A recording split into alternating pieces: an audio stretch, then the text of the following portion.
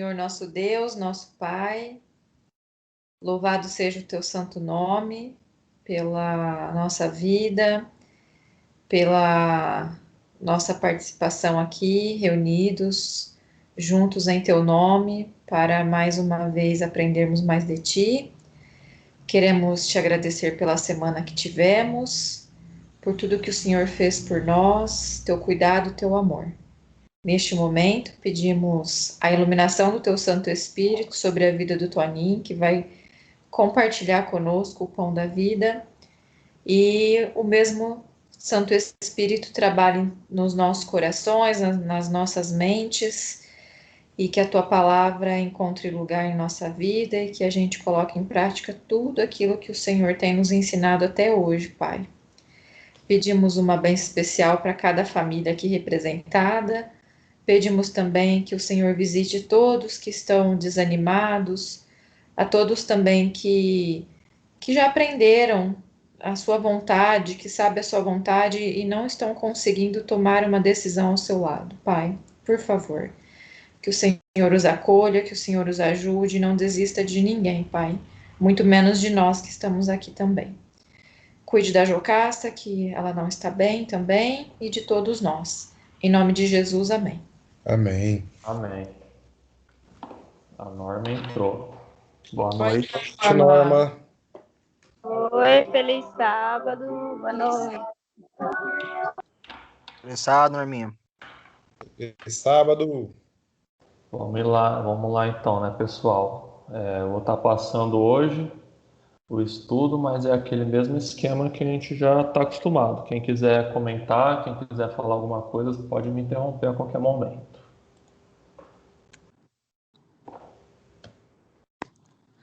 Então, o tema hoje é o último tema, né? O último estudo de Daniel. A gente vai estudar sobre o capítulo 12.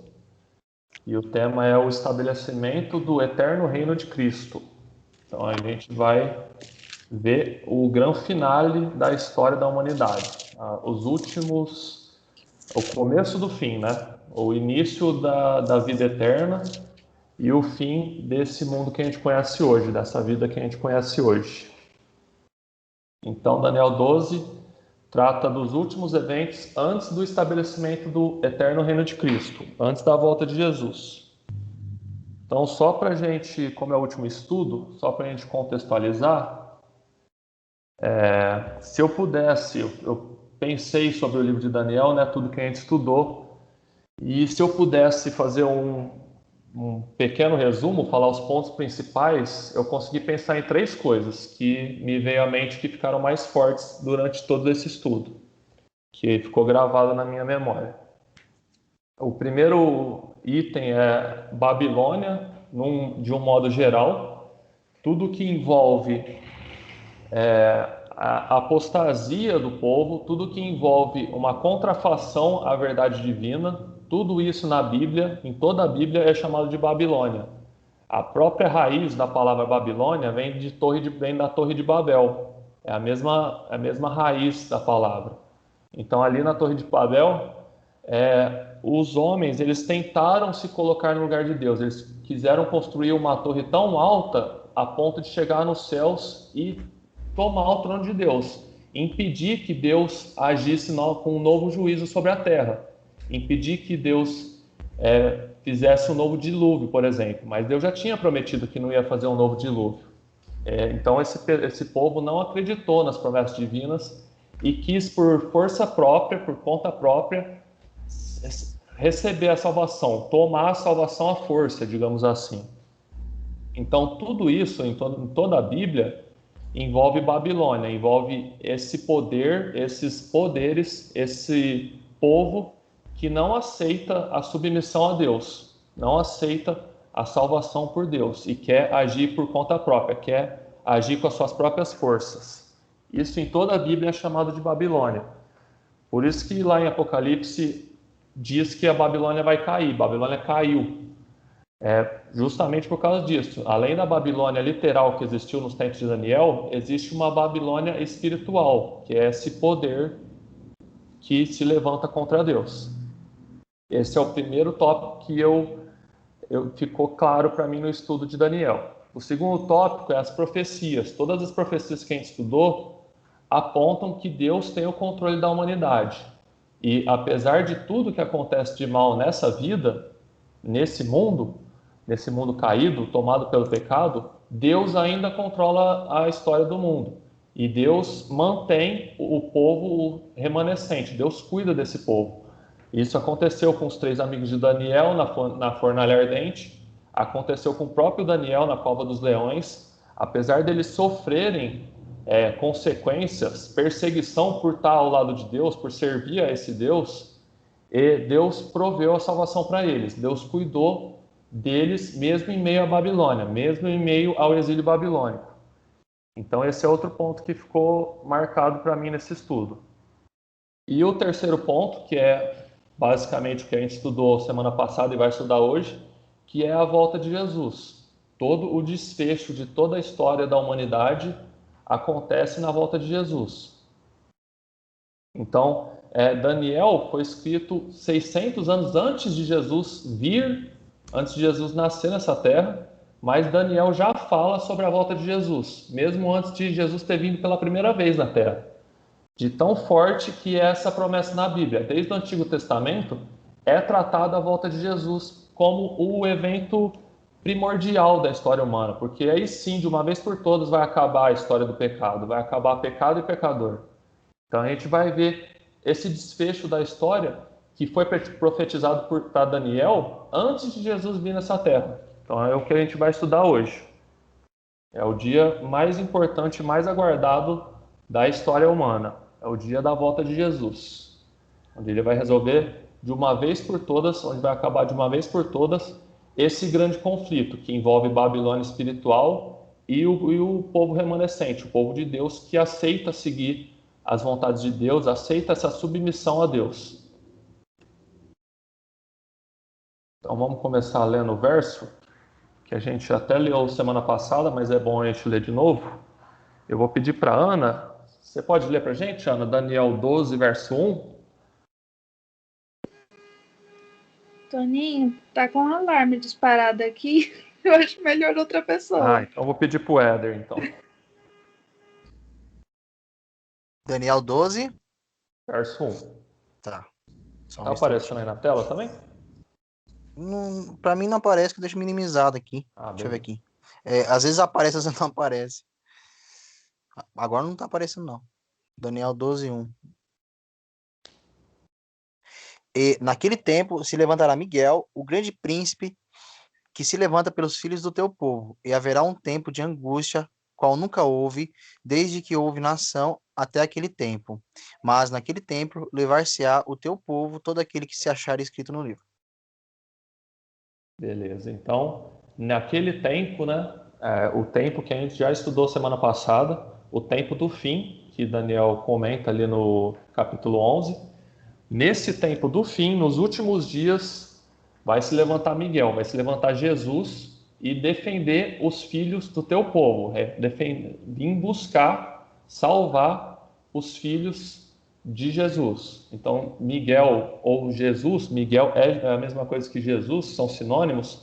A gente já estudou isso no livro de Judas, ali comenta que Miguel é o único arcanjo, é o líder dos anjos, é o único que existe, o único na sua espécie que tem essas características divinas, de ressuscitar mortos, de salvar todo o seu povo. Então, Miguel não pode ser outra pessoa a não ser Jesus. Então, o que foi profetizado para Daniel é que no tempo do fim, Jesus viria salvar o povo, de uma vez por todas. Só que antes disso, Daniel comenta ali que haverá um tempo de angústia, qual nunca houve. Então, pensa, a gente já presenciou todo tipo de desgraça, todo tipo de tragédia, todo tipo de guerra, de mal. A gente já presenciou. A gente já teve 2 guerras mundiais, não tem nem o que explicar, né? Não tem nem o que falar sobre as guerras. O mundo vive em guerra, lá no Oriente Médio principalmente. Aquela parte ali é tomada por guerras. Mas mesmo assim, haverá um tempo de angústia que não houve até os dias de hoje. Será muito pior do que o que a gente vive hoje. E a gente vai ver nesse estudo por que vai ser tão ruim assim, esse tempo de angústia. Qual que é o sentimento das pessoas que estarão vivas nesse tempo do fim, nesse tempo de grande angústia. A gente vai ver hoje ainda. E ali também comenta que Miguel vem salvar o seu povo, só que tem uma condição dos que serão salvos.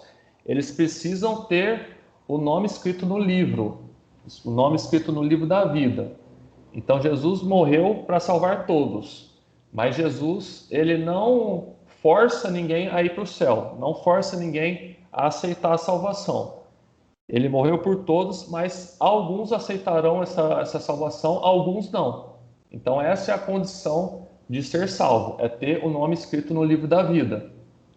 E só vai ter o nome escrito no livro da vida aquele que aceitar sinceramente o sacrifício de Jesus. Aquele que entende que não tem forças próprias para a sua própria salvação, ele não pode fazer nada quanto a isso, é só um milagre de Deus. A gente é salvo pela graça. Então aquele que aceita essa condição pecaminosa assume que precisa da graça de Jesus, porque senão o resultado dele é a perdição.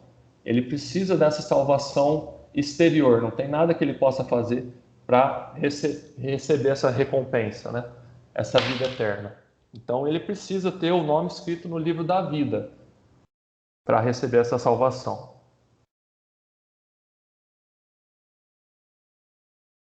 Vamos ler mais um verso, o verso 2. Eu vou pedir para a Josi ler, fazendo favor. Daniel 12, verso 2. Multidões que dormem no pó da terra acordarão, uns para a vida eterna, outros para a vergonha, para o desprezo eterno. Então, alguns ressuscitarão para a vida eterna e outros para a vergonha e o horror eterno. A gente vai ver hoje que essas duas ressurreições são separadas pelo milênio, por aquele período de 1000 anos que a gente vai executar o juízo de comprovação nos céus. A gente já estudou aqui no estudo de Daniel, que está ocorrendo um juízo nos céus. O juízo dividido basicamente em 3 partes. O juízo investigativo, que Jesus está executando no céu desde 1844, onde ele está passando nome por nome dos seres humanos e vendo se a pessoa aceitou ou não o sacrifício de Jesus, aceitou a graça da salvação. A segunda fase do juízo é o milênio, os 1000 anos que a gente vai passar com Jesus nos céus, comprovando por que algumas pessoas se perderam e outras não. Então vai ser onde vai ficar claro, onde vão se abrir os livros de registros da vida de cada pessoa. A gente vai poder examinar todas as chances que a pessoa teve de salvação, todas as chances que a pessoa teve de aceitar Jesus, mas ela não quis, ela não aceitou a salvação. Então, como eu disse, Jesus não força ninguém para ir no céu, para ir para o céu. Jesus leva para o céu aqueles que aceitam a salvação que ele já trouxe, quando ele morreu na cruz. Então, essas pessoas vão ressuscitar 1000 anos depois para comprovar que Jesus é justo, porque eles tiveram a oportunidade da salvação, mas eles rejeitaram, eles não aceitaram essa salvação. Então, os perdidos, eles ressuscitarão apenas para ter essa certeza, apenas para confirmarem que Deus foi justo em perder ele, em não salvar eles. E até isso vai ficar comprovado depois de 1000 anos da volta de Jesus. E aí a terceira parte do juízo é justamente depois dos 1000 anos, nesse juízo executivo, onde os perdidos vão morrerem uma morte eterna nas suas consequências, porque não vai mais houver outra chance de ressurreição, de salvação. Ali todo caso vai ser decidido, vai ser a execução do juízo, vai ser executada a sentença do juízo. Então aqui a gente vai ver agora uma linha do tempo, um cronograma desses eventos finais que Daniel também fala no capítulo 12. Alguns até a gente já estudou no estudo de Apocalipse, mas a gente vai estar revendo aqui.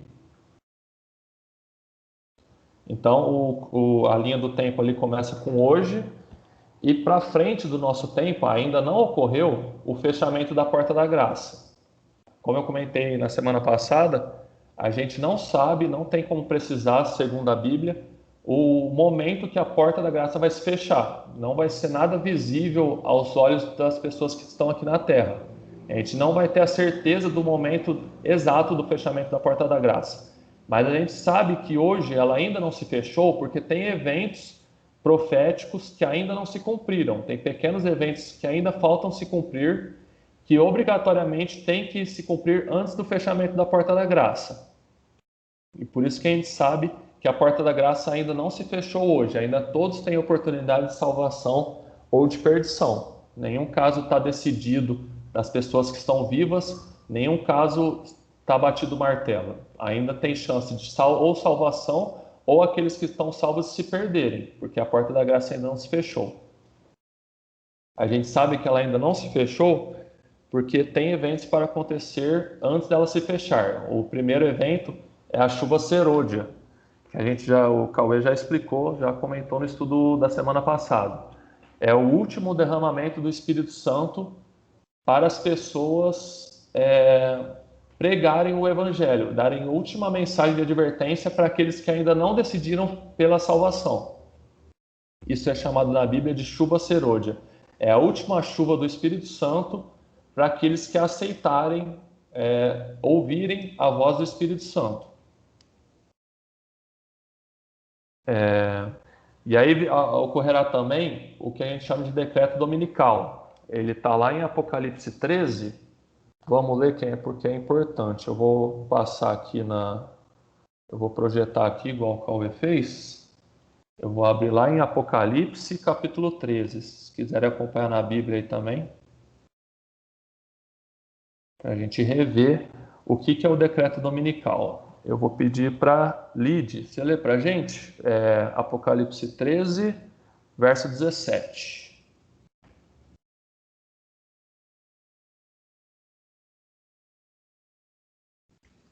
Leio sim. O marido não tinha tirado o mudo. Apocalipse 13. Já está aqui na tela, né? Para que ninguém possa comprar ou vender, senão aquele que tem a marca, o nome da besta ou o número do seu nome. Então, o decreto dominical envolve um boicote econômico, envolve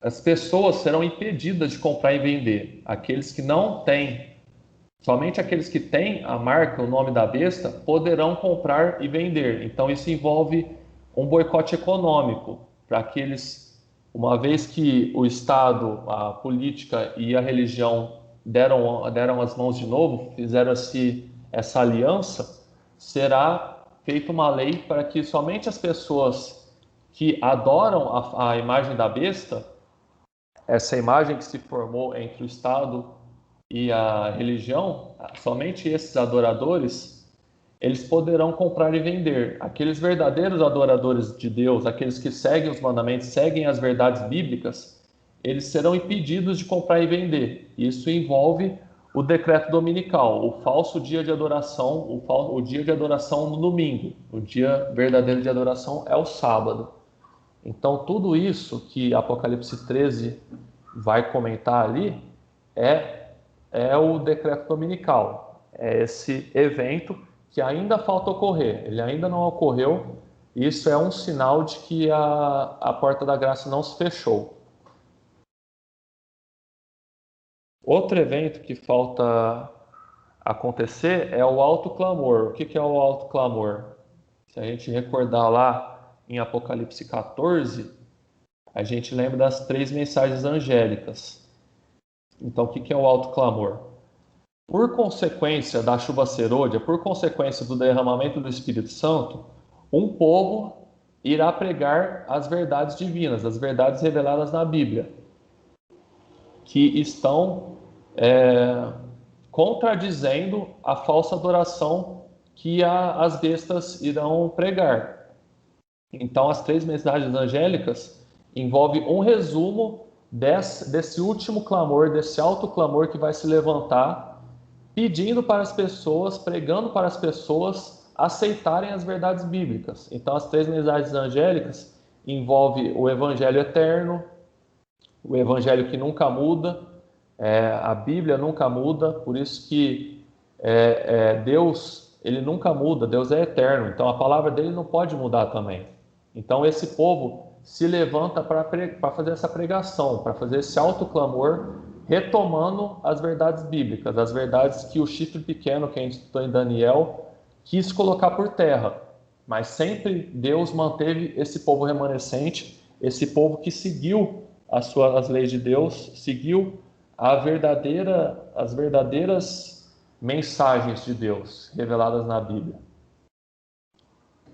A mensagem angélica também envolve a hora do juízo, essas 3 fases do juízo que eu comentei, envolve a adoração ao verdadeiro dia de adoração, porque ali na primeira mensagem angélica fala que a adoração àquele que fez o céu, a terra, o mar e as fontes das águas. Isso foi retirado dos 10 mandamentos, porque ali fala em Êxodo que os adoradores de sábado se lembrarão de sábado, porque Deus fez o mar, a terra, as fontes das águas. O texto é basicamente idêntico. Então, João tirou essa frase, essa adoração ao Criador, dos 10 mandamentos. Por quê? O sábado é a comemoração da criação de Deus, a criação de Deus em 6 dias, lá em Gênesis. Então, sábado é o memorial da criação, por isso que ele é o verdadeiro dia de guarda, não o domingo. Então, essa é a mensagem que o alto clamor vai proclamar. A segunda mensagem que esse povo irá proclamar é a queda da Babilônia, toda essa Babilônia espiritual que eu comentei, porque a Babilônia que fala que ela dá de beber a todas as nações o vinho da fúria da sua prostituição. Prostituição envolve essa mulher impura, essa mulher que deixou de lado as verdades bíblicas, as verdades reveladas por Deus, deixou de lado e criou falsas doutrinas, inclusive esse dia de guarda errado, esse dia de guarda no domingo. E aqui na terceira mensagem angélica, no verso 12, diz assim: aqui está a perseverança dos santos, os que guardam os mandamentos e a fé em Jesus. Então você vê que esse povo que se levanta, já se levantou e se levantará ainda mais para proclamar esse alto clamor, ele guarda os mandamentos de Deus.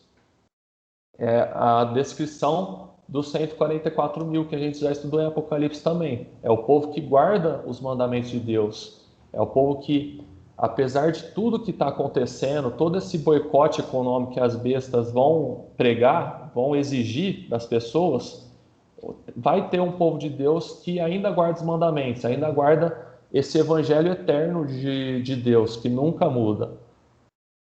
Então, esse basicamente é o alto clamor, que tem que ocorrer antes do fechamento da porta da graça. Por que ele tem que ocorrer antes do fechamento da porta da graça? Porque ali ainda há tempo de salvação, ainda as pessoas podem se decidir pela salvação. Então, esse é o último esforço de Deus para que as pessoas se salvem, para que as pessoas aceitem Jesus, aceitem a salvação pela graça e se salvem. Porque depois do fechamento da porta da graça não tem mais essa oportunidade. Por isso que esses eventos precisam ocorrer antes do fechamento da porta da graça. E o último evento antes do fechamento da porta da graça é a personificação a falsa personificação, de Jesus. Vai se levantar um falso Cristo que vai se passar por Jesus. E ele vai fazer milagres nessa terra, ele vai dizer que ele tem a verdade de Deus, mas ele não tem a verdade. Ele prega essa falsa doutrina, essa contrafação ao poder de Deus. Então, nos fins dos tempos, ali nos últimos momentos, Satanás vai se esforçar tanto nessa contrafação de Deus que ele próprio vai se passar por Jesus. Ele vai, através de uma pessoa, se passar por Jesus. Você vê como chega a vontade dele de querer ser como Deus, a vontade dele de querer receber adoração. Mas ele é tão ardiloso que ele se passa por Jesus. Ele não tem vontade própria para assumir que ele é Satanás e exigir adoração, porque as pessoas reconheceriam na hora. Então ele vai se passar por Jesus e por meio das falsas verdades, das meias verdades, ele vai buscar levar pessoas à perdição. Então ele é o contraponto desse autoclamor. Na mesma forma que pessoas vão estar conduzindo outras pessoas para a salvação, para as verdades bíblicas, o falso Cristo vai pregar o contrário, vai pregar as falsas verdades, vai pegar falsas doutrinas, mentiras que não são a vontade de Deus, não estão reveladas na Bíblia. Esse vai ser o último ataque, digamos assim, de Satanás, antes do fechamento da porta da graça. Até aqui, tiveram algum comentário?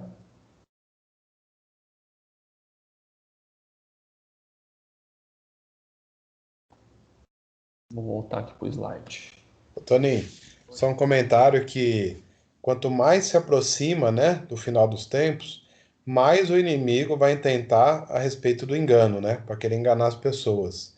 Então você vê que aproximando ali do momento onde não haverá mais aproximando ali do momento do fechamento da porta da graça, você vê que vai aumentando a tentativa de enganar, né?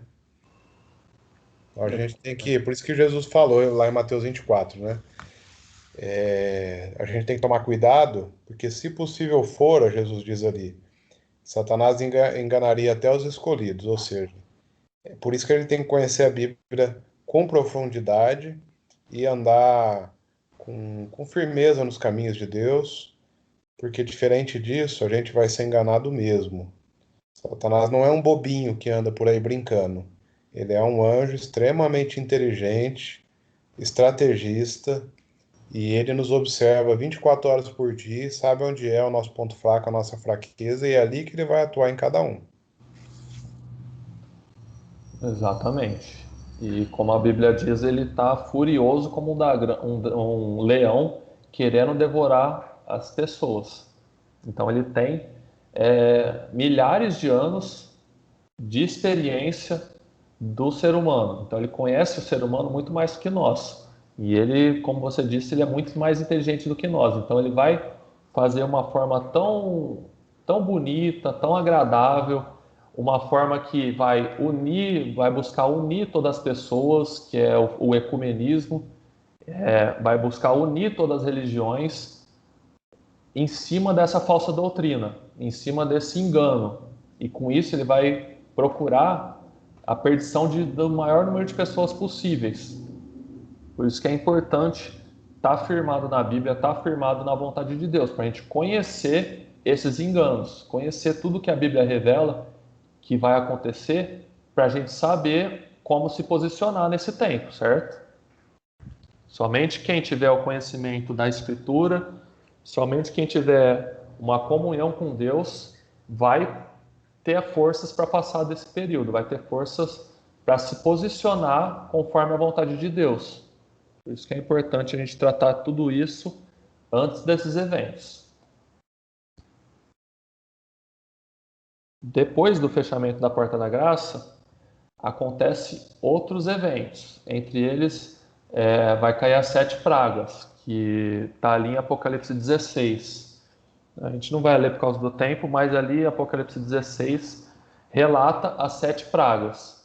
Essas 7 pragas fazem parte já dos juízos de Deus contra os perdidos. Uma vez que a Porta da Graça se fechou, não tem mais a oportunidade de mudar de lado. Não tem mais oportunidade de se salvar ou se perder. Então, as 7 pragas são partes do juízo de Deus sobre os perdidos. As 7 pragas não vão atingir os salvos.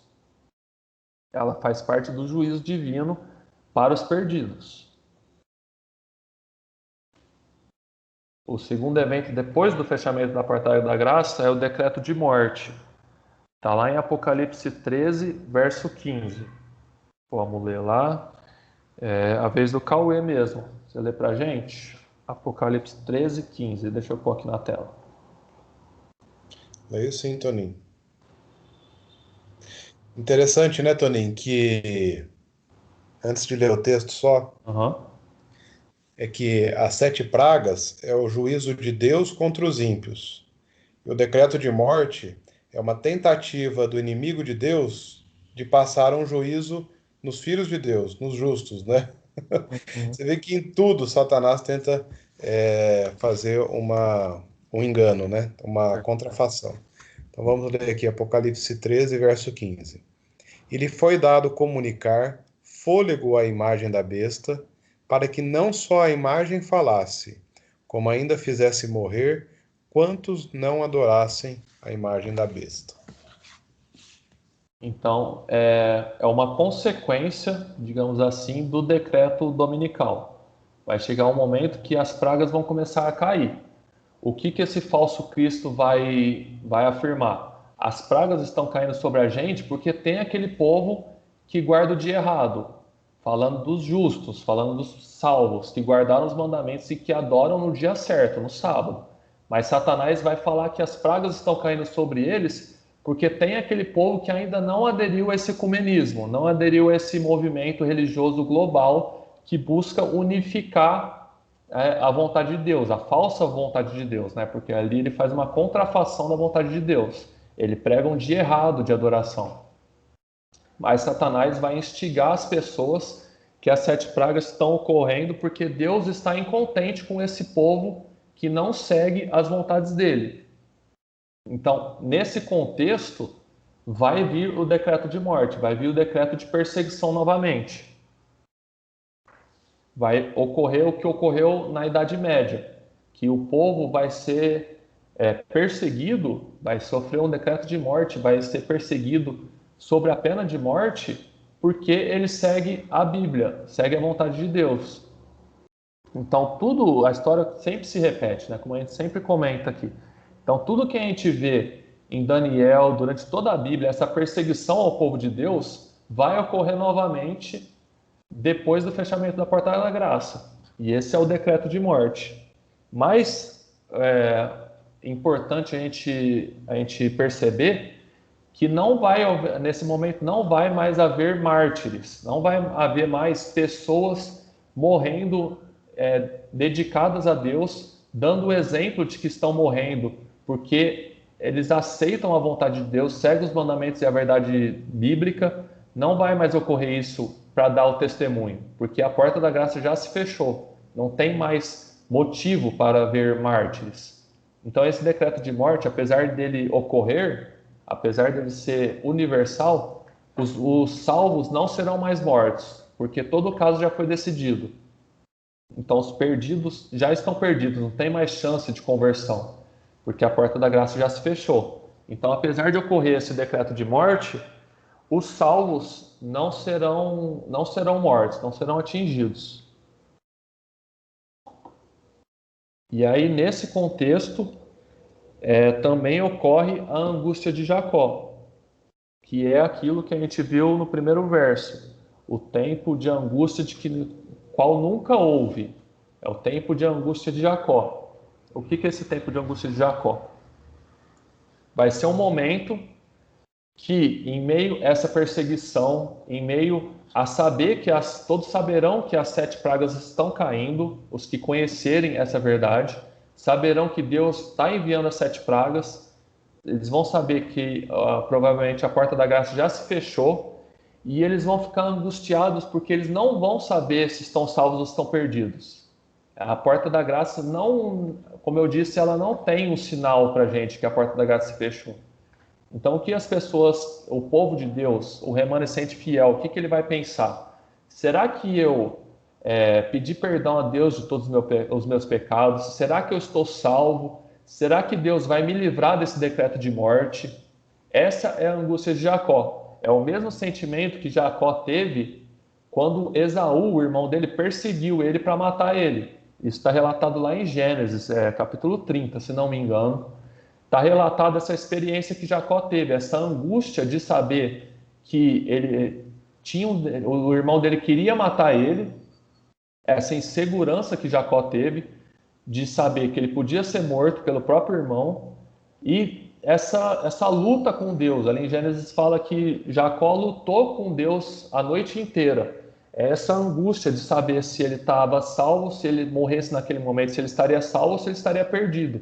Se Deus tinha perdoado todos os enganos que Jacó tinha feito contra Isaac, contra seu pai, contra Esaú. Jacó teve bênçãos de Deus, mas ele praticava enganos ali com seus familiares. Então, essa é a angústia de Jacó, essa é a angústia de qual nunca houve. Ela ocorrerá depois do fechamento da porta da graça e vai ser esse sentimento. Eu sei que as 7 pragas estão caindo, os juízos de Deus estão caindo. Eu sei que eu já estudei isso sobre o decreto de morte, ele já ocorreu, ele está ocorrendo. Será que eu vou me salvar? Será que eu já estou salvo? Será que eu estou perdido? Então, essa é a angústia do povo de Deus, essa incerteza. E nesse contexto vem o livramento de Miguel, que está relatado no verso 1.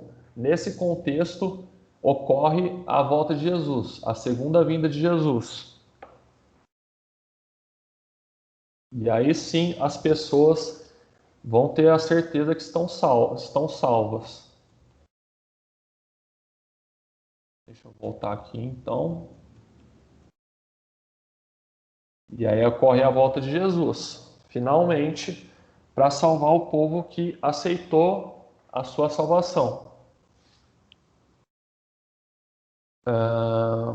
Nesse contexto da volta de Jesus, a gente vai ler 2 versos. A gente sabe já, né, que na volta de Jesus vai ter 2 grupos de pessoas, os salvos e os perdidos. Para contextualizar, vamos ler Apocalipse, capítulo 6. Vou pedir para a Marisol ler, vou pôr aqui na tela. Apocalipse 6, verso 15 até o 17. Esse vai ser o grupo, na volta de Jesus, que vai estar perdido. Então vamos ler lá em Apocalipse o que a Bíblia revela sobre esse grupo. Tá bom, vou ler. Ô, Toninho, a minha tia Márcia entrou, tá? Acho que você não tá conseguindo ver daí. Eu não vi, eu vou anotar aqui.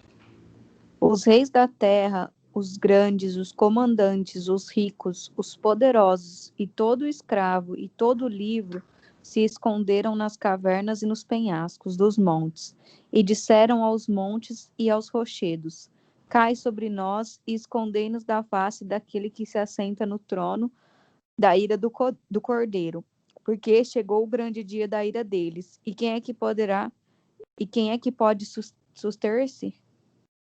Então, esse é o grupo de pessoas que estarão vivos e estarão perdidos no dia da volta de Jesus. Então, ali ele comenta que os reis da terra, os grandes, os comandantes, os ricos, seja escravo ou seja livre, vários tipos de pessoas, ali não vai mais importar posição social, não vai importar mais se é rico ou se é pobre, se é livre ou se é escravo.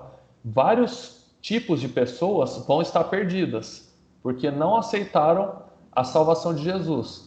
E o que eles dizem? Que os montes e os rochedos caiam sobre a nossa cabeça, escondei a nossa face daquele que se assenta no trono da ira do Cordeiro. Por que eles têm tão grande desespero? Por que eles têm esse temor? Porque eles conhecem, eles não veem Jesus como um desconhecido. Eles sabem que aquela é a volta de Jesus.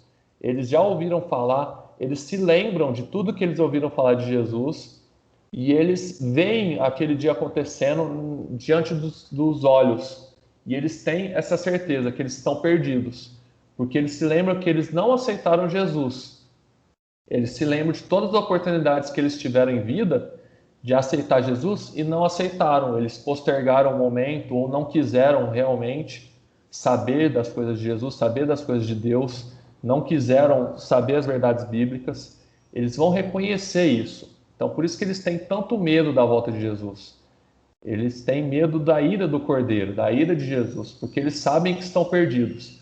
E eles reconhecem Jesus. não sei de que maneira, de uma maneira ou de outra, eles vão saber que Jesus é Jesus voltando.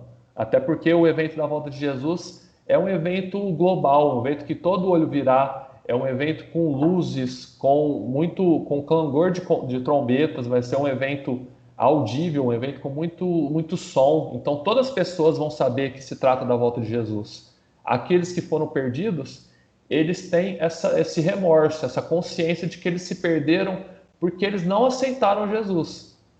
Eles sabiam que bastava aceitar essa salvação, essa graça, que eles seriam salvos, mas ou eles não quiseram, ou eles não deram importância sobre isso. Então esse é o arrependimento que eles têm aqui agora. Mas como a porta da graça já se fechou, eles não podem se salvar mais. Esse é o sofrimento deles nesse momento, no momento que eles veem Jesus voltando. Mas vai ter também um segundo grupo de pessoas, que está relatado lá em Isaías, capítulo 25, verso 9.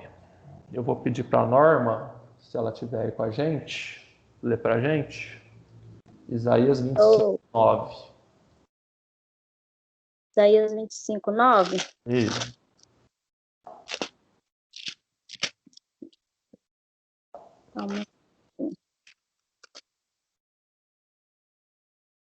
Naquele dia se dirá: eis que este é o nosso Deus, em quem esperávamos, e ele nos salvará. Este é o Senhor, a quem aguardávamos. Na sua salvação exultaremos e nos alegraremos. Amém. Que verso lindo, né? Verso maravilhoso. Aqueles que foram salvos, eles reconhecem, da mesma forma dos perdidos, eles reconhecem que Jesus está voltando naquele momento.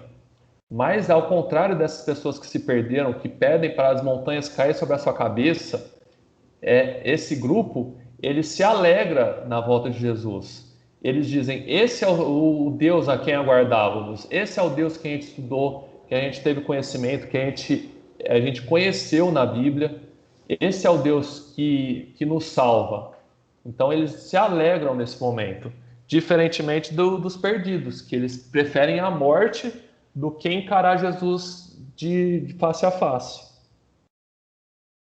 Então, que nós estejamos, né, nesse grupo que será salvo, que vai aguardar, que vai ver a volta de Jesus com alegria, com louvor, com adoração, com exultação. Esse grupo que se alegra porque também conhece Jesus, sabe que esse é o evento da volta de Jesus e que aguardava por esse dia, principalmente. Aquele que se preparou para esse dia, aquele que aceitou a salvação e dia após dia ele se santificou aguardando esse grande dia. Esse dia, o principal dia da história da humanidade, como eu disse, o dia mais importante, porque de uma vez por todas vai terminar a história do pecado. Vai terminar tudo que a gente conhece sobre morte, sobre doenças. Tudo isso vai terminar na volta de Jesus. E esse grupo, ele vai se alegrar tremendamente nesse dia, porque ele aguardou a volta de Jesus. Ele tinha esperança nesse dia. Toninho, Oi. que dia vai ser esse, né? Que dia maravilhoso vai ser esse. Muitos que na volta de Jesus vão ressuscitar para ver Jesus, né? Eu fico imaginando que nos seus dias imaginaria ver Jesus voltando sem precisar passar pela morte. Até Paulo mesmo acreditava, né? Ele diz assim lá, não me lembro qual é não me lembro qual é o livro e o verso, mas ele fala assim: e nós, os que estivermos vivos, seremos transformados. Então ele cria que Jesus poderia voltar nos dias dele. E então eu também posso crer que Jesus pode voltar nos nossos dias, né?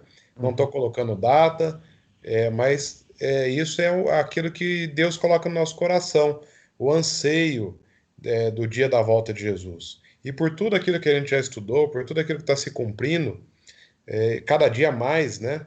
Estamos na última das 7 igrejas, estamos no finalzinho ali do 6º selo de Apocalipse,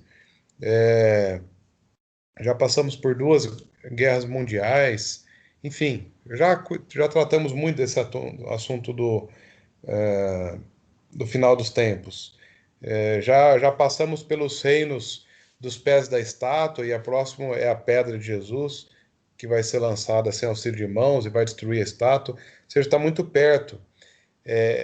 Eu acredito que vai ser... Que coisa, né? Eu fico imaginando assim, todos os que morreram, mas que morreram em Cristo, vão ressuscitar na volta de Jesus. Quantos anos já se passaram para alguns? Talvez 2.000 anos, 3.000 anos, 5.000 anos. Para outros se passaram 30 anos, 20 anos, 2 anos, 3 anos. Mas eu acredito que existe grande possibilidade de Jesus voltar nos nossos dias, a gente não provar a morte. E você imagina que cena que vai ser pelo poder da palavra de Jesus. Jesus sempre teve domínio sobre a morte, né?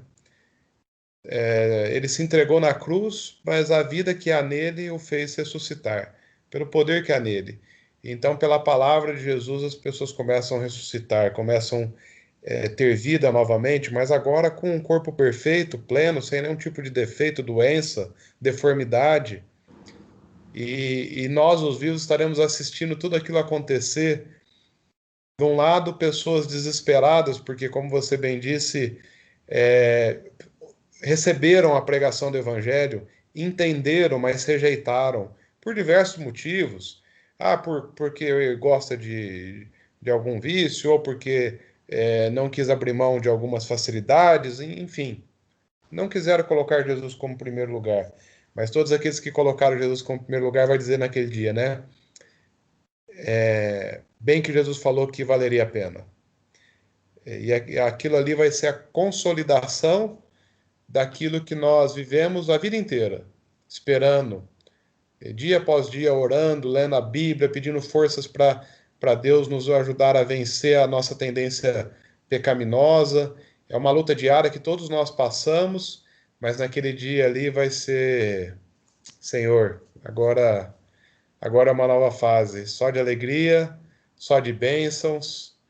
Nada dos sofrimentos que eu passei nessa vida, nunca mais eu vou ver. Vai ser um grande dia. Vai ser um grande dia. É isso aí. Sabe o que eu fico imaginando, Cláudio? É, Desde Adão e Eva, todas as gerações ressuscitando, todos salvos ressuscitando. E a Bíblia fala que os que estiverem vivos na volta de Jesus, vamos supor que a gente esteja vivo. Os vivos não irão antes daqueles que já morreram. Todos os salvos de todas as épocas, desde a criação, desde Adão e Eva, irão ressuscitar e vão todos juntos encontrar Jesus nos ares. Imagina o tamanho desse evento. Imagina a alegria de todas essas pessoas, bilhões de pessoas salvas indo encontrar Jesus. Imagina a grandiosidade desse evento. Por isso que eu falo que é o dia mais importante, o dia mais maravilhoso da história da humanidade. Amém. E aí, de uma vez por todas, a gente vai conviver novamente com Jesus, né? O que foi perdido no Jardim do Éden, onde eles tinham convivência com Jesus dia a dia, cada pôr do sol, eles tinham o contato pessoal com Jesus, vai acontecer novamente na volta de Jesus. Amém.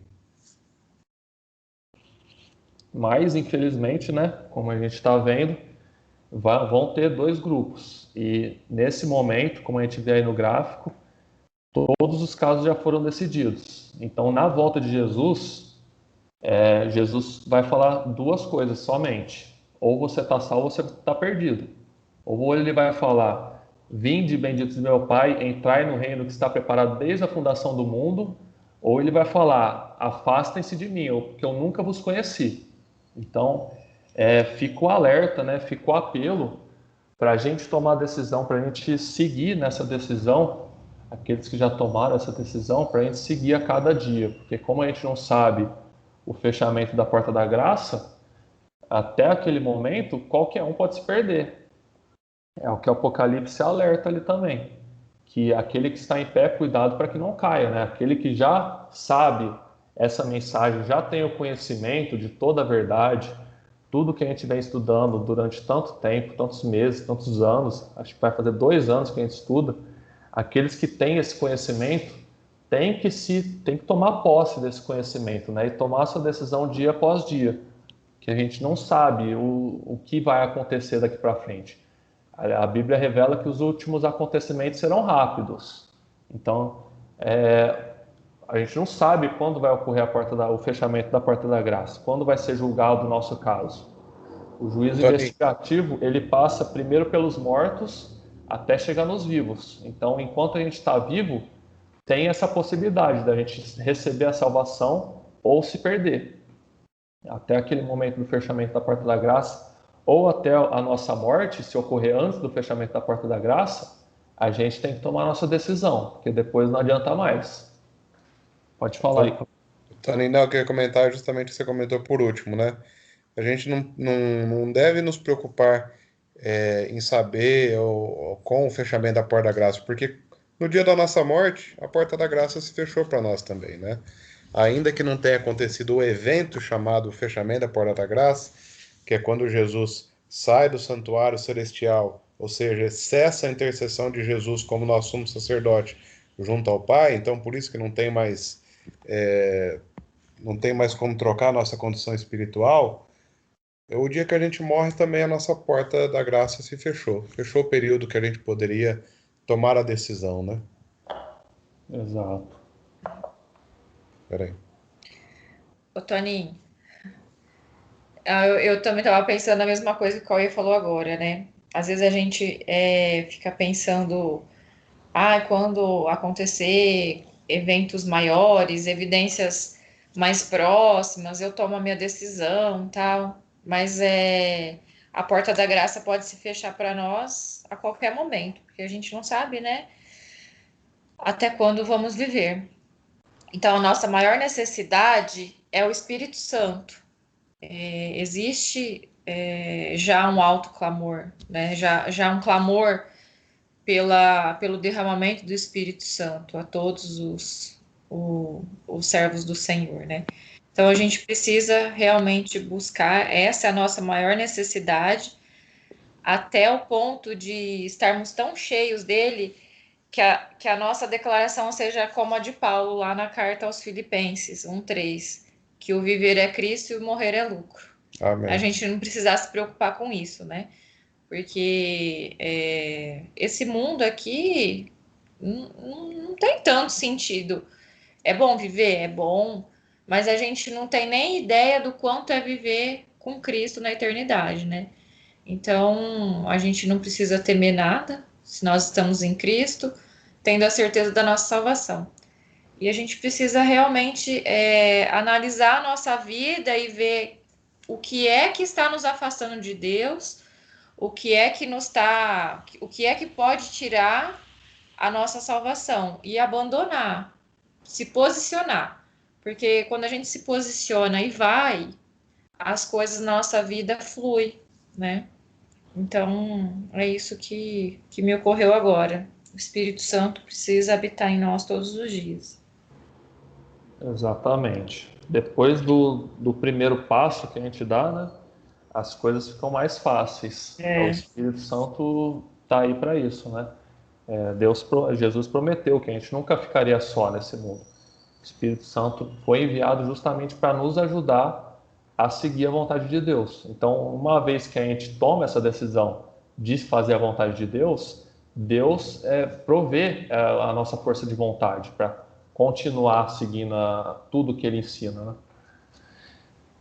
Eu sei de uma coisa: se na volta de Jesus a gente tiver salvo, já tiver morrido, vai ser bom da mesma forma. Como eu disse, aqueles que morreram salvos, eles vão ressuscitar e vão encontrar Jesus no céu da mesma forma dos que estiverem vivos.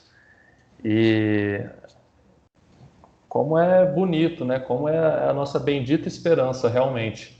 Ter essa esperança que a gente vai ressuscitar se a gente já estiver morto, ou a gente vai ter o corpo glorificado se a gente estiver vivo, e a gente vai reencontrar os familiares, reencontrar pessoas que nós perdemos, eles irão ressuscitar também, para todos juntos nós irmos ver Jesus nos ares, encontrar Jesus nos ares, né? Ali o trabalho dos anjos, quando vem com Jesus, a Apocalipse revela que todos os anjos virão com Jesus na volta dele. A função dos anjos é justamente juntar as famílias novamente, aqueles que já morreram, aqueles que estarão vivos. Os anjos juntarão essas famílias para elas irem juntas encontrar Jesus, né? Que promessa maravilhosa, a gente reencontrar familiares e pessoas que a gente ama, que a gente já perdeu, a gente reencontrar eles para viver uma vida eterna ao lado de Jesus, viver uma vida eterna com a única função de adorar a Deus. Não vai se preocupar mais com conta para pagar, não vai se preocupar mais com morte, não vai ter mais nada, porque tudo vai ser renovado, vão ser feitos novos céus e nova terra. Então, que a gente, essa bendita esperança que a gente tem. Amém. Amém. Glória a Deus.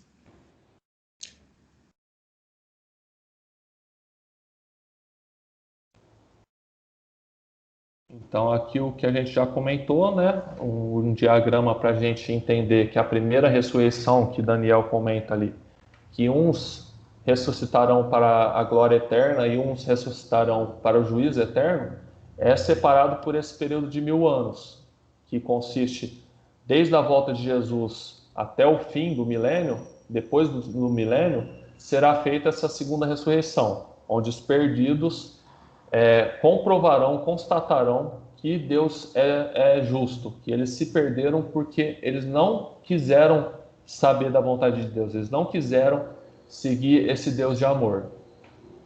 Então, essas duas ressurreições são separadas por esse período de 1000 anos que a gente vai estar nos céus, executando o juízo de comprovação.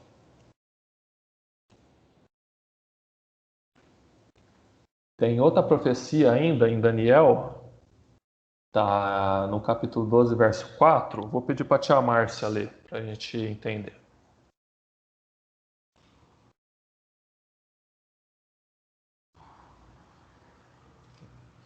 Tia Márcia está aí com a gente?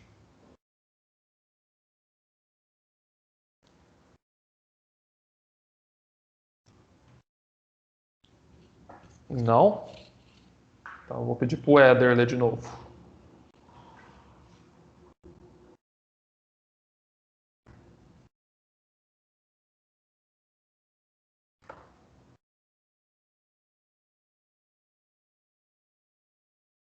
Alô, vocês estão me ouvindo? Toninha, a Márcia tá, mas ela deve estar com algum problema no microfone. O Éder saiu. Ah, beleza. Então eu vou pedir para a Josi, se estiver aí com a gente, ler para a gente. O 4, né? 12, verso 4, por favor. Mas você, Daniel, feche com um selo as palavras do livro até o tempo do fim. Muitos irão por todo lado em busca de maior conhecimento. Aqui a gente vai entender rapidamente por que a gente está nesse tempo do fim. Por que os dias atuais são os últimos dias dessa terra. Porque essa profecia, entre outras, elas revelam que esse tempo do fim já chegou. Esse tempo do fim ainda não acontecia ali no tempo de Daniel, por isso que o anjo fala para ele fechar as palavras e selar o livro, porque no tempo do fim seria conhecida essas profecias, seria dada a interpretação dessas profecias. Então vamos ler aqui, Daniel 12, verso 11 e 12. Vou pedir para Lid ler para a gente. Leio sim. Depois do tempo em que o sacrifício diário for tirado e posta a abominação desoladora, haverá ainda 1290 dias. Bem-aventurado o que espera e chega até 1335 dias. Então, o que significa esses 1290 dias, né? Essa abominação desoladora? E o que significa também, por que é bem-aventurado, por que é feliz aquele que chega até 1335 dias? Vamos entender aqui no outro diagrama. A abominação desoladora começou no ano de 508, depois de Cristo. O que aconteceu em 508? Houve essa ligação entre o poder político e o poder religioso. Ali, o papado ele teve uma influência política muito forte. Ele ditava as leis políticas da época. Houve essa aliança que vai acontecer novamente no tempo do fim, que já está acontecendo, na verdade, né? Então, essa abominação desoladora, esse tempo de perseguição contra o povo de Deus, contra o povo que queria seguir a Bíblia, ela começou em 508. Essa é a abominação desoladora que foi profetizada ali para Daniel. E ela duraria, segundo o livro de Daniel, 1290 dias, que a gente transforma em anos, né? Pelo cálculo dia-ano profético. A gente transforma em 1290 anos. Então, esse período ele veio acabar em 1798. Por que ele acabou em 1798?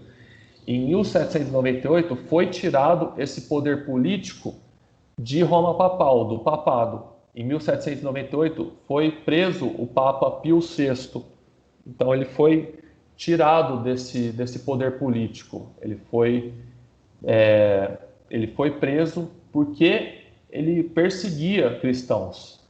Ali foi conhecida como a Idade das Trevas, né? O período da Idade Média, onde por um decreto político e religioso, os cristãos fiéis, os que seguiam a palavra de Deus, eles foram perseguidos e morreram aos milhares por essa perseguição que ocorreu na abominação desoladora, por esse período de 1290 anos da Idade Média. E esse período é o que novamente vai acontecer perto do fim, perto do fechamento da Porta da Graça, ali no decreto dominical, junto com o decreto de morte. Então essa perseguição contra o povo de Deus, contra o povo remanescente, ela vai ocorrer novamente daqui para frente, no tempo do fim, antes da volta de Jesus. E por que feliz é aquele que chega em 1335 anos? Porque se a gente pegar desde o começo da abominação desoladora, foi em 508, e somar 1335 anos, a gente cai no ano de 1843. O que aconteceu em 1843? Guilherme Miller, ele estudou essas profecias de Daniel e, junto com outras pessoas, ele levantou um movimento ali, porque ele conheceu essa doutrina, essa profecia de Daniel, e ele foi estudando e foi, com o auxílio do Espírito Santo, ele compreendeu todas essas datas. Ele compreendeu que ele levantou a possibilidade de Jesus voltar em 1844. Ele errou o evento, na verdade, mas ele acertou o cumprimento profético. Ele acertou que em 1844 ocorreria um evento nos céus que seria que Jesus sairia do lugar santo no santuário celestial e entraria no lugar santíssimo. E ali começaria o tempo do fim. Ali começou o juízo investigativo. E por isso, então, que felizes são aqueles, bem-aventurados são aqueles que chegam em 1335 dias, porque a partir de 1843 houve essa pregação pregando sobre a volta de Jesus, que aconteceria em 1844, mas eles erraram no evento. E isso foi conhecido como o grande desapontamento, porque eles acertaram o cumprimento profético, acertaram o ano que se cumpria a profecia, mas eles erraram o evento. Eles não consideraram que ainda precisava ocorrer esse juízo investigativo. Então, por isso que feliz é aquele que chega em 1335, porque o conhecimento sobre o livro de Daniel iria aumentar muito. As pessoas iriam entender pela história, pela própria história que eles acompanhavam, que a profecia de Daniel se cumpriria em 1844.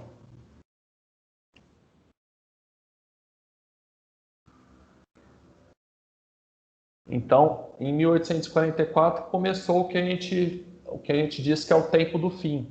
Depois de 1844, Deus não deu mais nenhuma profecia cronológica, nenhuma profecia mais de tempo depois de 1844.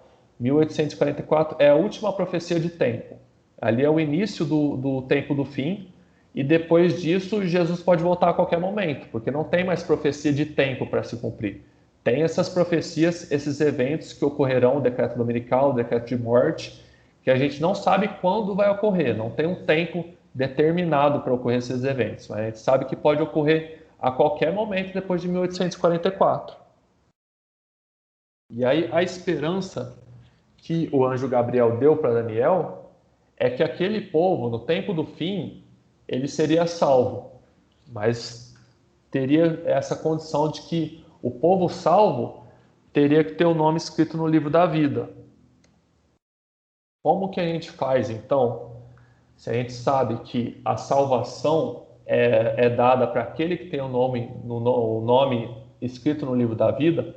Como que a gente faz para ter o nome escrito no livro da vida, então? Porque eu acho que todo mundo quer ter o nome escrito no livro da vida, né? Todo mundo quer ser salvo. Então a gente vai ver a condição para ter o nome escrito no livro da vida. Está lá em Apocalipse capítulo 20. Deixa eu ver quem está aqui online. Eu vou pedir para a Norma ler então. Apocalipse 20, o verso 12 até o 15. Você lê para a gente, Norma? Leio. 12 a 15? Isso. Vi também os mortos, Vi também os mortos, os grandes e os pequenos, postos em pé diante do trono. Então se abriram os livros. Ainda outro livro, o livro da vida, foi aberto, e os mortos foram julgados, segundo as suas obras, conforme o que se achava escrito nos livros. Deu o mar os mortos que nele estavam. A morte e o além entregaram os mortos que neles havia, e foram julgados um por um, segundo as suas obras. Então a morte e o inferno foram lançados para dentro do lago de fogo. Esta é a segunda morte, o lago de fogo. E se alguém não foi achado escrito no livro da vida, esse foi lançado para dentro do lago de fogo. Então quem que recebe a segunda morte, né? A morte depois do milênio, essa é a segunda morte, né? Quem que recebe a segunda morte? Aqueles que estão perdidos, aqueles que o nome não foi achado escrito no livro da vida. O que é o livro da vida? Apocalipse 21, 27 vai comentar uma coisa interessante. O último verso da Bíblia fala assim, eu vou ler aqui. Nela, na Nova Jerusalém, né, na Terra Santa, que descerá do céu, nela nunca jamais penetrará coisa alguma contaminada, nem o que pratica abominação e mentira, mas somente os escritos no livro da vida do Cordeiro. Esse é muito importante a gente saber. O livro da vida é o livro do Cordeiro. Quem que é o Cordeiro? Jesus. Então, quem aceita a salvação tem o nome no livro da vida de Jesus. O que é o livro da vida de Jesus? Você aceita Jesus e pelos méritos dele você recebe a salvação. Não pelos seus. Você precisa aceitar que você não tem capacidade de se salvar. Você precisa de um agente externo para a salvação. E tem que ser Deus. Deus morreu pela salvação do homem. Então, aquele que tem o livro escrito no livro da vida, quando ele passa pelo juízo investigativo que está ocorrendo nos céus, o nome dele está escrito no livro, mas a vida que está relatada ali é a vida de Jesus. Quem aceita a salvação de Jesus recebe os méritos de Jesus. É isso que a Bíblia ensina. Não importa mais as minhas obras para a salvação. Eu não posso praticar obras que me tragam salvação. Apenas o sacrifício de Jesus, apenas o sangue divino que foi derramado na cruz tem o poder de salvar. Isso é o livro da vida do Cordeiro. Tem ali o nome do salvo, mas a vida que está relatada é a vida de Jesus. Então, por mérito de Jesus, a pessoa recebe a salvação.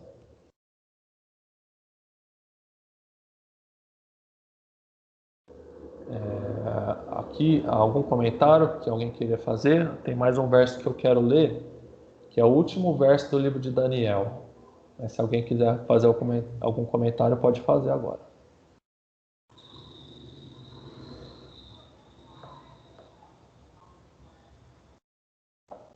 Eu vou pedir para a Marisol ler então para a gente. Daniel 12, verso 13. Vou ler. Tu, porém, segue o teu caminho até o fim, pois descansarás, e ao fim dos dias te levantarás para receber a tua herança. Amém. Qual que foi o último relato que Daniel escreveu? Qual que foi a última mensagem que o anjo Gabriel revelou para Daniel? Daniel, você vai descansar, vai chegar um momento que você vai morrer. Você tem que seguir o seu caminho nessa vida. Você vai morrer, você vai descansar, dormir o sono da morte, mas no fim dos dias você ressuscitará para receber a tua herança. Justamente aquilo que eu comentei. Quando, na volta de Jesus, desde Adão e Eva, todos que morreram salvos ressuscitarão para receber a herança da salvação. Então, na volta de Jesus, Daniel vai ressuscitar para receber essa herança. O livro de Daniel não era um livro para o tempo dele. Daniel não entendeu muita coisa do que ele escreveu ali no livro. Ele foi instruído pelo anjo para escrever esse livro, mas ele não entendeu muita coisa, porque esse livro ele foi selado até o tempo do fim, que aconteceu, como a gente estudou ali, em 1843. Só em 1843 é que esse conhecimento sobre as profecias de Daniel iria ser revelado.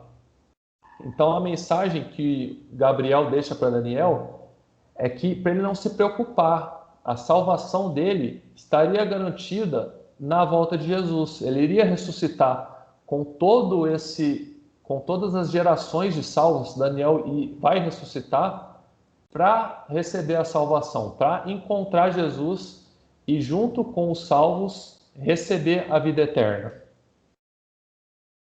Então, essa é a última mensagem que a gente deixa no estudo de Daniel. Aquele que tiver o nome escrito no livro da vida vai receber a salvação. A gente precisa praticar essa santificação para, nos eventos que ainda vão ocorrer, a gente se posicionar corretamente, se posicionar conforme a vontade de Deus. Apesar da gente sofrer uma punição econômica, apesar de a gente sofrer uma perseguição de morte, a gente tem que estar posicionado na verdade bíblica, na verdade de Jesus, no dia verdadeiro de adoração, no sábado, nos 10 mandamentos, em toda a verdade bíblica, a gente precisa estar posicionado, porque esses vão sofrer a prova final. Esses precisam provar que estão do lado de Jesus. Não importa se eles vão deixar de comprar e vender aqui, não importa se eles vão ser presos porque não aceitaram a adoração ao falso dia de adoração. Não importa nada disso para esse povo remanescente do tempo do fim. Importa fazer a vontade de Deus. A Bíblia revela ali em Atos. Importa mais fazermos a vontade de Deus do que dos homens. Então, quando entrar em conflito as leis humanas com as leis divinas, a gente precisa se posicionar do lado de Deus. Precisa se posicionar nas verdades divinas, no verdadeiro dia de adoração. A gente precisa ter tudo isso muito firme na nossa mente, muito firme na nossa cabeça, que a verdade de Deus é inegociável. A gente não pode negociar a vontade de Deus, a vontade de Deus para a nossa vida. A gente precisa se posicionar, mesmo em meio à perseguição que vai acontecer nos últimos tempos, pouco antes da volta de Jesus, mesmo diante de um decreto de morte, a gente precisa escolher estar do lado da verdade de Deus, estar do lado da verdade bíblica. E isso ocorre dia após dia. Como a Lid disse, se a gente deixar para tomar a decisão lá quando souber do decreto dominical, quando souber das pragas, não vai dar mais tempo de escolha. A gente precisa estar firme na palavra a cada dia. A gente precisa estar em oração a cada dia, se entregando e querendo fazer a vontade de Deus. Só assim a gente vai estar num processo de santificação. É dia após dia, procurando melhorar, procurando dar um passo a mais em direção a Jesus. E aí sim, a gente vai estar firme nessa esperança, nessa verdade bíblica, nessa verdade de Deus para a nossa vida. E é nesse tempo que, junto com Adão e Eva, junto com Daniel, a gente vai receber a salvação. Como eu disse, se a gente estiver morto já, ou se a gente estiver vivo, a gente vai receber essa salvação na volta de Jesus. A gente vai ter a vida eterna ao lado de Jesus. Então, o nosso apelo final, como é o último estudo de Daniel, para aqueles que conhecem, já conhecem toda a verdade bíblica, já conhecem tudo que a gente estudou, que tome uma posição, que tenham o seu livro escrito na vida. Aqueles que ainda não passaram pelo batismo, se batizem, porque é importantíssimo o batismo. Jesus diz, né? Aquele que crer e for batizado será salvo. Então, o batismo é a demonstração pública da nossa fé, a demonstração que a gente pretende fazer a vontade de Deus. A gente não vai atingir a perfeição de seguir a vontade de Deus, a gente só vai atingir essa perfeição quando a gente tiver o corpo glorificado na volta de Jesus. Mas o processo de santificação é justamente dia após dia tá melhorando, tá procurando seguir o exemplo de Jesus. Então esse é o convite para aqueles que já estão estudando conosco há algum tempo, para aqueles que ficou alguma dúvida, que queiram entrar em contato com a gente vai estar explicando agora, a gente pode retomar algum estudo, alguma coisa que não ficou entendida, a gente pode estar retomando individualmente.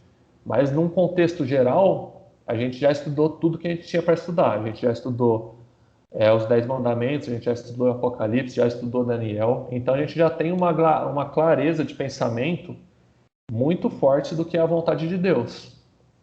Então basta a gente tomar uma decisão dia após dia. Isso eu digo para mim também.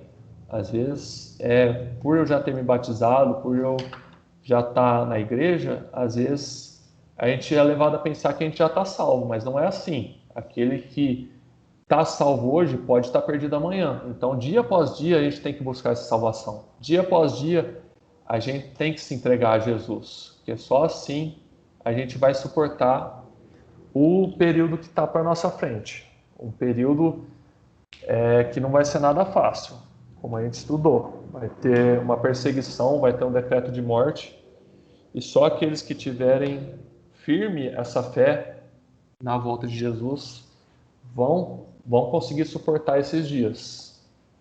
Então, que a gente possa se decidir dia após dia.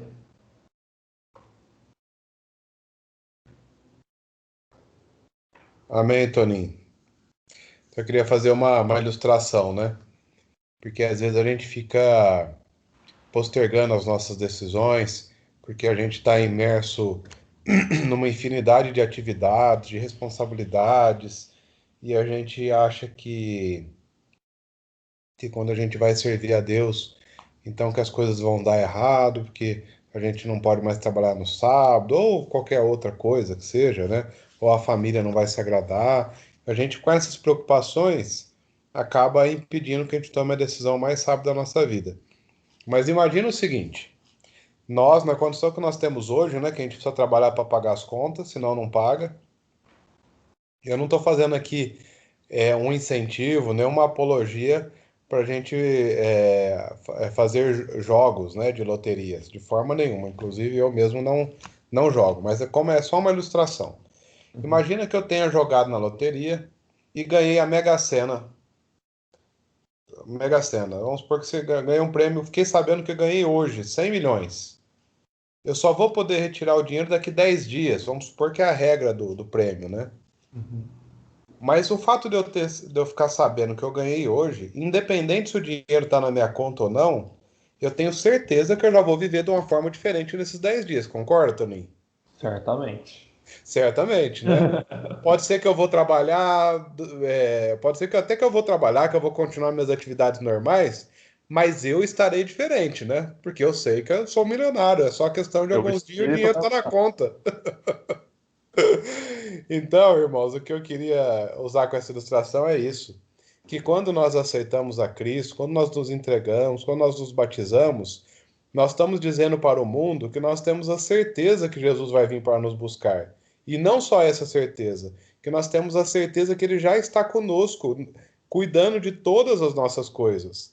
Então, a gente continua fazendo as nossas atividades normalmente, mas de forma diferente. Nós não temos como ser os mesmos depois de nos entregar a Cristo, porque a alegria de saber que Jesus está conosco, que ele vai vir nos buscar é tão grande que não tem como a gente levar uma vida da mesma forma que a gente levava antes. E por esse mesmo motivo, não há por que ter preocupação. Algumas pessoas querem acertar a sua vida por si próprio para depois se chegar a Jesus. Isso é a mesma coisa que uma pessoa que está além do peso esperar emagrecer para ir no nutricionista. O caminho é contrário. A gente tem que ir a Cristo do jeito que a gente está, com os nossos defeitos, e deixar que Ele transforme a nossa vida. Amém. Exatamente. Amém. Norminha quer falar alguma coisa? Não, só disse amém. Para a gente terminar, eu queria deixar um último pensamento aqui de Ellen White, que ela diz o seguinte, eu vou ler aqui. O grande conflito terminou. Pecado e pecadores não mais existem. O universo inteiro está purificado. Daquele que tudo criou emana a vida, luz e alegria.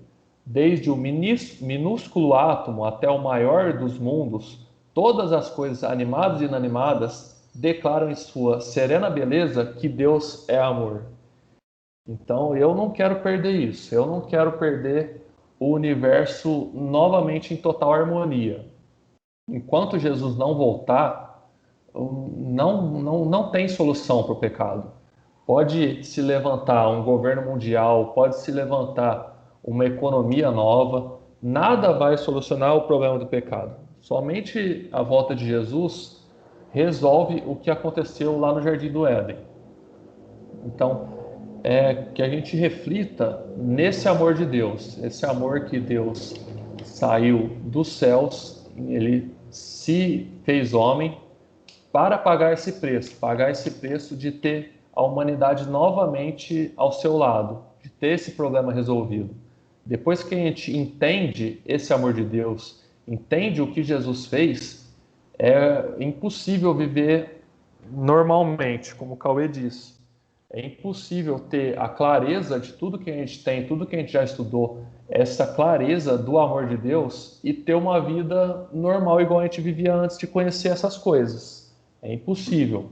A partir desse momento, a gente precisa entregar a vida a Jesus. Não tem outra forma de retribuir esse amor que Ele nos amou, senão essa de seguir seus caminhos, seguir o seu exemplo, seguir essa vida de amor que Jesus teve por 3 anos e poucos nessa terra.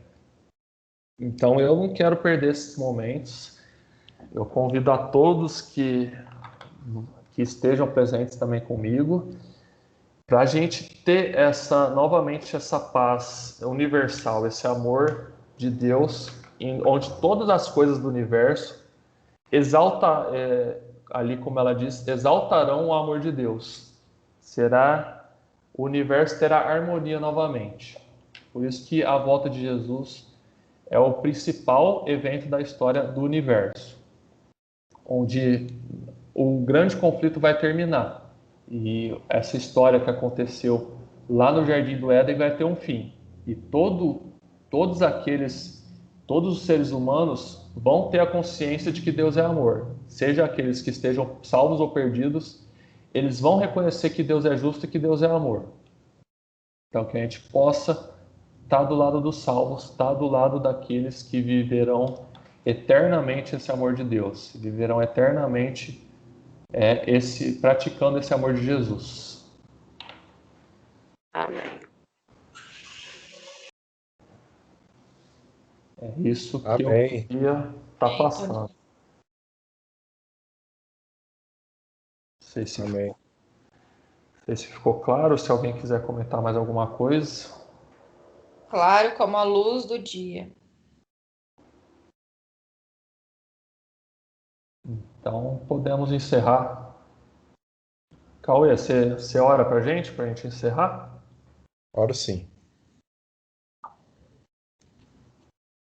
Oremos então.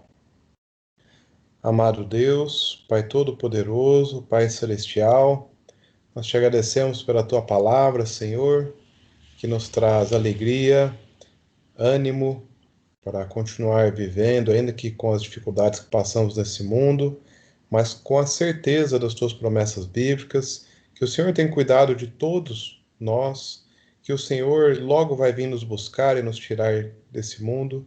Então, que eu e todos aqueles que estão ouvindo essa oração nesse momento, seja ao vivo, ou seja através de assistir esse estudo gravado, que nós diariamente possamos tomar uma decisão ao teu lado, Senhor. Amém. Porque a coisa mais importante que temos a fazer é nos entregarmos a Ti diariamente, Senhor. O batismo é um marco na nossa vida espiritual, é um evento que precisa acontecer, que sela a nossa vida com Cristo. Mas depois do batismo, diariamente, precisamos continuar nos entregando ao Senhor, para que não venhamos a desviar dos Teus caminhos. Senhor, por favor, toma-nos nas Tuas mãos e faça a Sua obra completa em nossa vida. Transforme a nossa vida, santifique a nossa vida, Senhor, nos traga clareza, sabedoria, discernimento, para estarmos fazendo aquilo que lhe agrada, para estarmos cumprindo em nossa vida os Teus planos, Senhor. Entrego cada amigo, cada irmão que está aqui conosco, nas Tuas mãos, pedindo que o Senhor abençoe também as suas famílias e que juntos possamos estar de pé, do lado daqueles que estarão dizendo: esse é o nosso Deus a qual aguardávamos, na ocasião da volta de Jesus. Perdoe os nossos pecados, Senhor Deus, e nos transforme. Encha-nos teu Santo Espírito e nos use. É o que eu peço e agradeço em nome e por amor de Jesus, nosso Senhor e Salvador. Amém. Amém. Amém. Amém. Obrigado a todos. Obrigado, Toninho. Foi uma bênção. Obrigado a Toninho. todos. Muito bom, Toninho. Nossos Deus abençoe. irmãos, amigos que acompanharam a série toda. Foi maravilhoso estar com todos.